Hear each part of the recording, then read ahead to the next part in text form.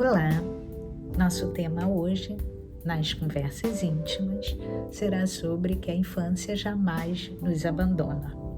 Antes de falar sobre esse tema, eu gostaria de agradecer aos ouvintes aí, agradecer as pessoas que vêm me pedindo para mim colocar os vídeos no site da Clínica Stern, né? Eu pensei que eu já ia parar, porque a quarentena já está acabando, eu já voltei ao consultório, né? E esse era um projeto enquanto eu estava só atendendo online, e aí me sobrou mais tempo para poder fazer as conversas íntimas. Eu pensei até em parar, mas eu recebi tanto carinho de vocês e um pedido que eu continuasse, que aqui eu tô de novo, né? Reclamaram que nas últimas vezes eu só coloquei posts, mas agora então volto no vídeo, tá?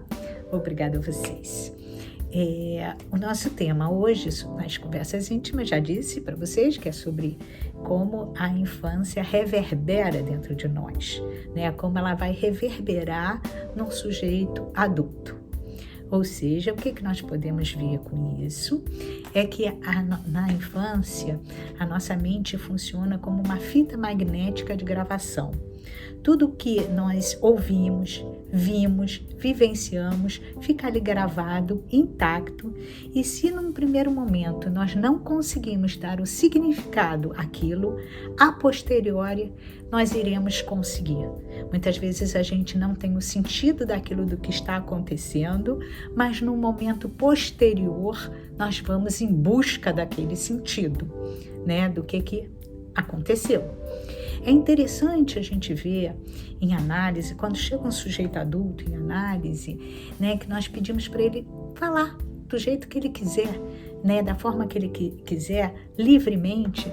Uma das primeiras coisas que esses sujeitos trazem para análise é sobre sua infância, né, é sobre a sua vida infantil.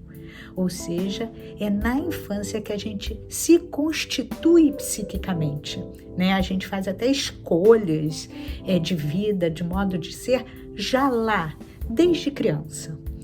Vou dar um exemplo para vocês entenderem, porque eu sempre acho que com exemplos a gente consegue apreender o que está sendo dito. Chega um sujeito no consultório, um sujeito adulto, e a gente verifica que toda a constituição dele profissional tem como marca a vida e a profissão do pai. Ele se envolve numa profissão que faz um link, que faz uma relação com a profissão do pai, e ele vai trabalhar com tanto que ele possa ter essa vida financeira, se constituir, mas que também o pai dele possa ter um retorno financeiro adequado, toda uma preocupação financeira com esse pai. Ao longo do tempo, o que nós verificamos? Nós verificamos que num determinado momento de vida, no qual nosso paciente teria mais ou menos uns 9, 10 anos, o pai estava numa crise financeira muito grande, muito desesperado, e disse que ele queria se jogar pela janela, ou seja, ele queria se suicidar. Isso marca muito o meu paciente, que resolve naquele momento que ele faria de tudo para ajudar a esse pai a sobreviver e a ultrapassar essa fase. E assim ele fez, né? Ele sempre fez tudo o que podia para não dar despesas para esse pai enquanto ele era criança. Pelo contrário, ele sempre arranjava um jeito de trazer renda para casa, né? Algum tipo de renda, e não dar despesas. E profissionalmente foi assim, né? Esse pai nunca se suicidou, pelo contrário, viveu muitos e muitos anos. Mas o nosso paciente aqui, que nós estamos vendo agora, se constituiu assim, né? E isso determinou a escolha profissional e determinou o tipo de escolha financeira que ele faria para a vida dele, né? Tal é a importância da vivência da infância. Podemos também pensar na questão da fantasia na infância. A fantasia na infância, ela tem um valor de realidade, ela tem um valor de verdade.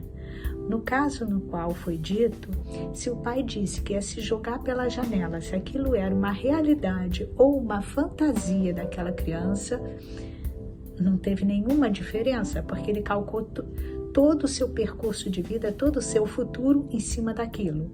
Então, as fantasias das crianças têm um valor de verdade. Portanto, a gente pode pensar que a infância não é essa fase aí de calmaria, tranquilidade, uma fase idílica na vida do sujeito. Pelo contrário, nós temos enigmas, nós temos questões, nós temos conflitos, nós temos ansiedades na infância, né?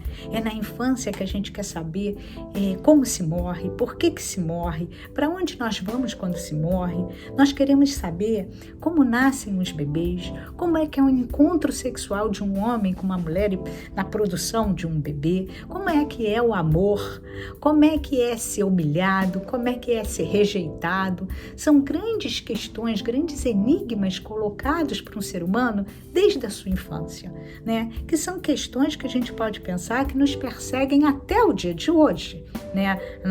Essas questões não estão soltas, elas tiveram uma resposta lá na infância, pode ser até uma resposta que muito nos impactou, né? Mas elas continuam como questões até hoje. E essas questões fazem a gente tomar um caminho, um percurso na vida, que pode ser o caminho A, o caminho B ou o caminho C, né? Então a gente pode pensar como a infância ela fica reverberando na vida do sujeito, né? Porque é desde a infância que a gente quer saber dos mistérios do universo, dos enigmas, dos mistérios que assolam todos nós. Obrigado a vocês, obrigado por vocês me ouvirem e nos encontramos em outra conversa íntima. Até lá!